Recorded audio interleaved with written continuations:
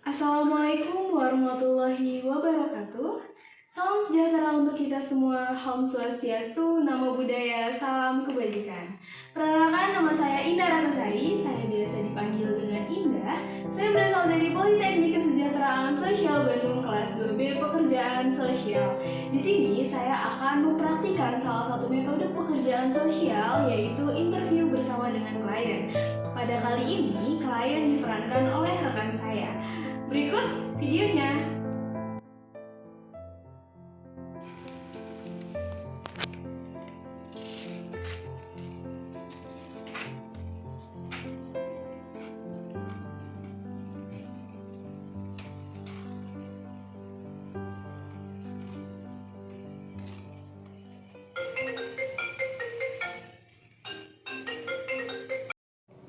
Pagi ini saya mendapat telepon dari seorang klien yang menghubungi saya untuk mendapatkan pertolongan.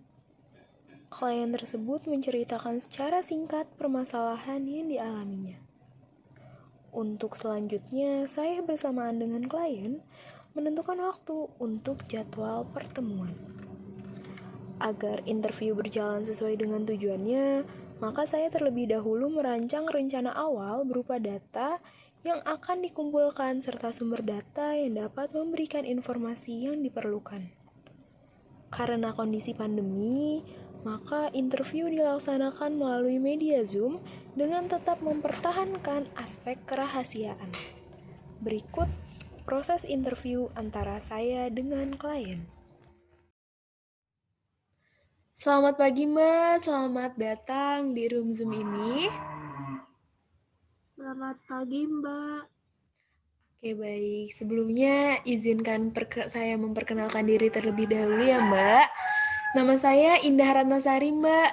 Mungkin Mbak bisa memanggil saya dengan sebutan Indah.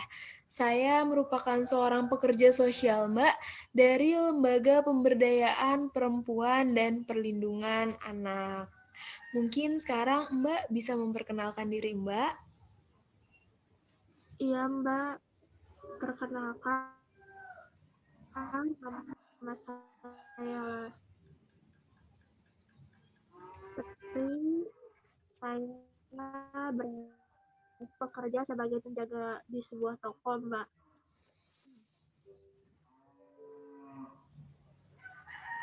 Baik, berarti dipanggilnya Mbak Lastri ya?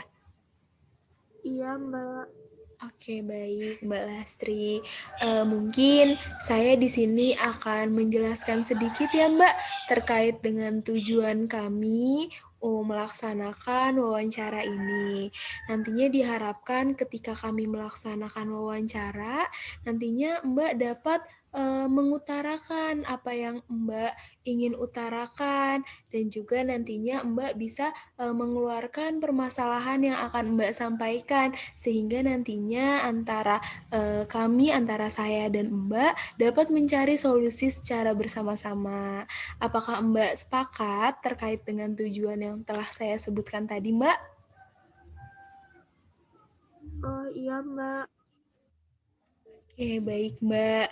Mungkin untuk mekanisme interview nanti saya akan mengajukan beberapa pertanyaan kepada Mbak. Nah, nanti Mbak dapat memilih untuk menjawab ataupun tidak menjawab pertanyaan yang nantinya akan saya berikan. Atau mungkin Mbak akan menguraikan jawaban Mbak, itu dipersilahkan Mbak. Apakah Mbak setuju dengan mekanisme wawancara yang akan kita lakukan sekarang, Mbak? Setuju, Mbak. Oke, baik.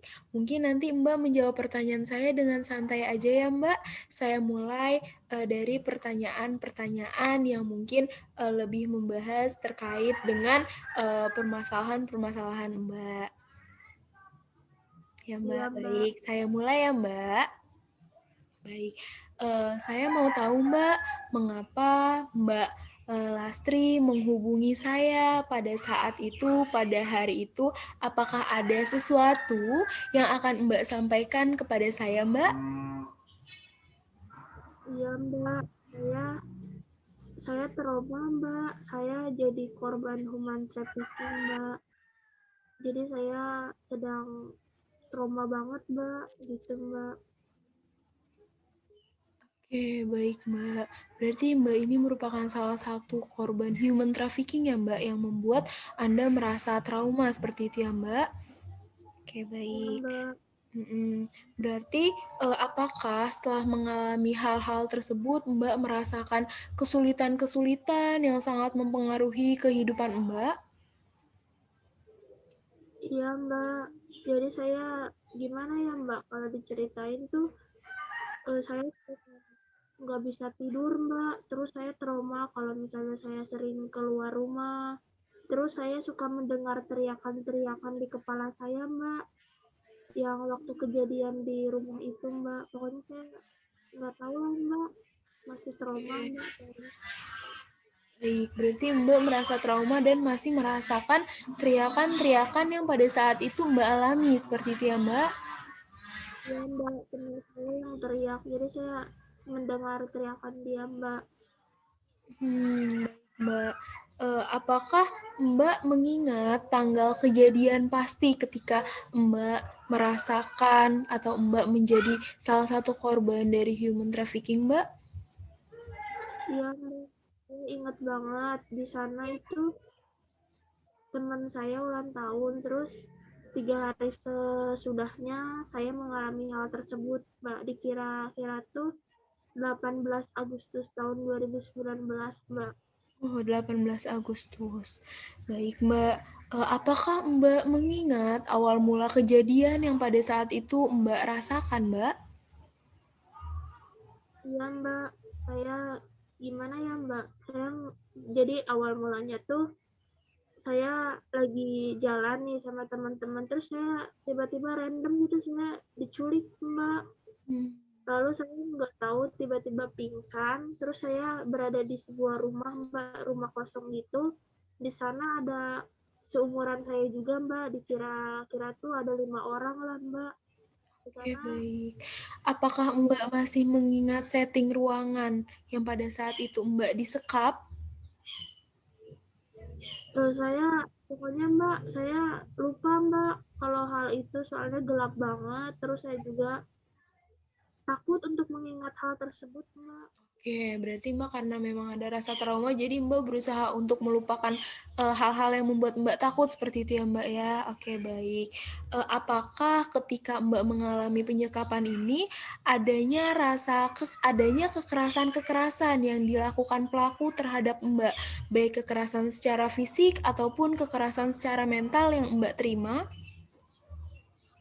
Kalau kekerasan fisik, Mbak, waktu itu kan saya berontak karena saya takut gitu. Saya berontak aja, terus tiba-tiba ada sabetan senjata tajam, Mbak, di tangan saya. Sekarang juga masih ada lukanya, Mbak. Sedikit Oke. luka yang besar itu, Mbak. Terus kalau untuk mental, saya eh tunggu, Mbak. Saya merasa saya waktu itu sangat depresi, Mbak. Saya kayak nggak menemukan jalan keluar pada waktu itu, Mbak. Saya dikata-katain sama orang-orang di situ juga, terus dihina-hina. Bahkan saya nggak tahu orang itu tuh siapa, menghina-menghina saya dan teman-teman saya juga, Mbak. Baik, berarti memang di sana Mbak merasa sangat khawatir seperti itu ya Mbak ya, merasa sangat cemas. Lalu, apakah ketika Mbak mengalami kekerasan secara fisik langsung mendapatkan pertolongan medis Mbak? Ya, Mbak, saya mendapat pertolongan medis. Jadi saya setelah kabur itu, Mbak, saya dibantu sama warga-warga di sekitar saya, Mbak. Saya diberi obat merah gitu. Oke, berarti memang pertolongan yang diberikan hanya dari warga sekitar yang membantu Mbak pada saat Mbak melarikan diri seperti itu ya Mbak? Mbak. Oke, baik. Baik, apakah Mbak mengingat ada berapa jumlah pelaku yang pada saat itu menyekap Mbak? Dan apakah Mbak ingat salah satu ciri-ciri khas dari pelaku Mbak? Kalau untuk berapa jumlahnya itu sangat banyak, Mbak. Sekitaran 12 orangan lah, Mbak. Terus kalau untuk ciri-cirinya, karena pada saat itu gelap, lampunya tidak dinyalakan dan kami hanya mendapatkan sinar matahari dan pelakunya pun tidak muncul pada siang hari, jadi kami tidak bisa melihat apa-apa, Mbak. Oke, baik. Berarti memang setting suasananya sangat gelap ya, Mbak ya, pada saat itu ya, Mbak. Sangat mencekam seperti itu ya, Mbak. Ya, Mbak. Oke, baik, Mbak. Lalu setelah Mbak berusaha untuk melarikan diri, apakah Mbak pernah melapor kepada pihak berwajib, Mbak, seperti kepada pihak kepolisian? Seperti itu, Mbak? Jadi pada saat yang kabur itu, Mbak, saya akan mengadu kepada warga sekitar, lalu warga sekitar pun membawa saya bersama teman saya untuk ke kantor polisi, Mbak. Oke, baik. Lalu di sana kita diinterogasi menjadi saksi, terus saya dengar-dengar pelaku sudah tertangkap, Mbak. Tapi tertangkapnya dia tuh saya masih takut dan trauma, Mbak. Oke, baik, Mbak. Saya pasti mengerti, Mbak. Mbak akan masih merasa sedikit trauma, masih merasa cemas dan khawatir ya, Mbak. Mungkin sekarang kami akan mencari solusinya bersama-sama ya, Mbak, untuk menyelesaikan permasalahan Mbak itu. Baik, Mbak. Saya melanjutkan pertanyaan selanjutnya ya, Mbak.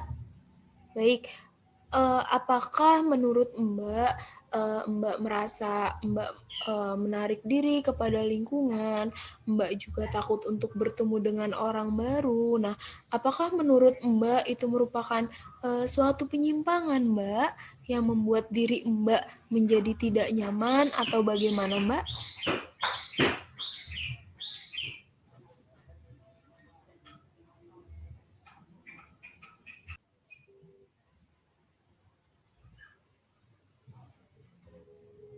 Iya, Mbak, untuk penyimpangan saya merasa itu tuh penyimpangan, Mbak, karena manusia itu kan makhluk sosial dan saya tuh merasa takut walaupun saya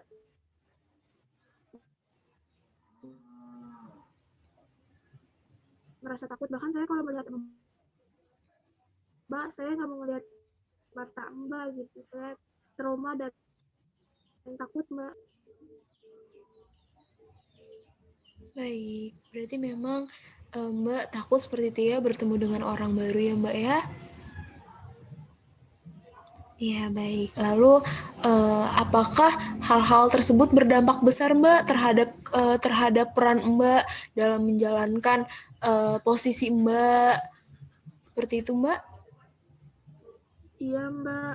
Jadi saya kalau misalnya jaga toko, saya jadi takut, Mbak. Saya trauma sendiri, terus saya juga kesulitan untuk tidur di malam hari, Mbak. Karena saya memikirkan jeritan di lingkungan itu, Mbak. Saya kembali ke tempat sana, Mbak. Jadi saya khawatir gitu, Mbak. Oke, baik, Mbak. Oke, Mbak. Mungkin apakah ada harapan-harapan dari Mbak yang Anda harapkan gitu, yang Mbak harapkan ketika nantinya setelah mengobrol ataupun setelah menceritakan permasalahan-permasalahan Mbak kepada saya, apakah ada harapan-harapan khusus dari Mbak? Kalau harapan saya, Mbak, saya ingin supaya saya bisa sembuh, Mbak. Saya tidak khawatir lagi dengan saya menjadi korban human trafficking dan tidak ada lagi orang seperti saya yang terjebak dalam human trafficking ini, Mbak. Seperti itu. Amin. Mbak, semoga memang tidak ada lagi ya Mbak korban-korban seperti Mbak, dan yang pastinya saya juga akan mengadvokasikan Mbak terkait dengan undang-undang mengenai human trafficking ini biar nantinya kebijakan pemerintah lebih tegas Mbak untuk menindak pelaku dari human trafficking seperti itu ya Mbak. Mungkin ini saja Mbak pertanyaan yang bisa saya ajukan. Saya mengucapkan banyak terima kasih kepada Mbak telah menjawab pertanyaan saya dengan baik, menjawab pertanyaan saya dengan jelas. Mungkin untuk selanjutnya kami butuh pertemuan lagi ya Mbak ya, yang mungkin nantinya akan kami jadwalkan di WhatsApp chat kami, seperti itu ya Mbak. Iya, Mbak. Baik, mungkin terima kasih banyak Mbak atas waktunya. Mungkin pesan dari saya Mbak, apapun permasalahan yang Mbak alami pastinya akan kami, bantu carikan solusi karena namun dengan cara kami bersama-sama, saya dan Mbak bersama-sama berdiskusi untuk mencari solusi seperti itu ya Mbak ya. Iya, Mbak. Baik, terima kasih Mbak sekali lagi. Mungkin, ini saja yang bisa saya sampaikan Mbak. Apakah, Mbak ada kata-kata ataupun misalnya ada hal-hal yang ingin Mbak utarakan lagi? Silahkan. Iya, Mbak. Saya mau ngucapin terima kasih kepada Mbak yang mau mendengarkan cerita saya dan mau membantu saya, Mbak. Terima kasih sekali, Mbak. Ya, sama-sama Mbak. Semoga permasalahan Mbak yang Mbak alami, eee, cepat diselesaikan seperti itu ya Mbak ya. Iya, Mbak. Amin, Terima baik. kasih. Terima kasih, Mbak. Mungkin karena memang, waktu yang cukup singkat ini tidak bisa membuat kami keluar dan mencari solusi bersama-sama, sehingga nantinya akan ada pertemuan-pertemuan selanjutnya, seperti itu ya, Mbak, ya. Mungkin untuk sesi kali ini saya akhiri ya, Mbak, ya. Terima kasih banyak, Mbak. Selamat siang, Mbak. Iya, Mbak. Terima kasih. Sama-sama, Mbak.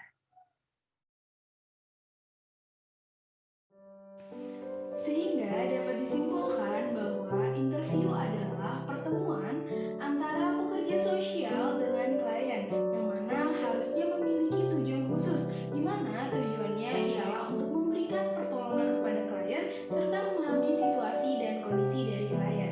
Seorang pekerja sosial yang bekerja dalam menangani korban human trafficking dapat bekerja sebagai advokator, yang mana nantinya pekerja sosial mengadvokasikan serta berdiskusi bersamaan dengan aparat pemerintahan untuk membentuk undang-undang terkait dengan human trafficking, sehingga nantinya juga harus berkoordinasi terhadap lembaga-lembaga yang terkait.